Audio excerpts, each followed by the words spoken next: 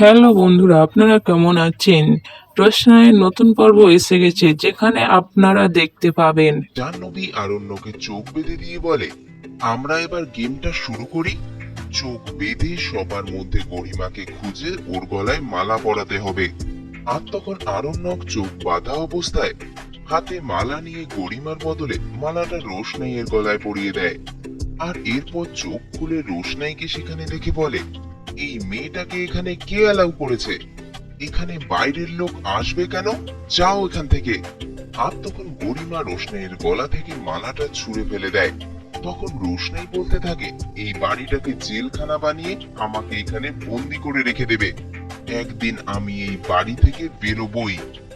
আর আমি যতদিন বাঁচবো আপনার এই অপমানটা আমি কোনোদিনও ভুলবো না।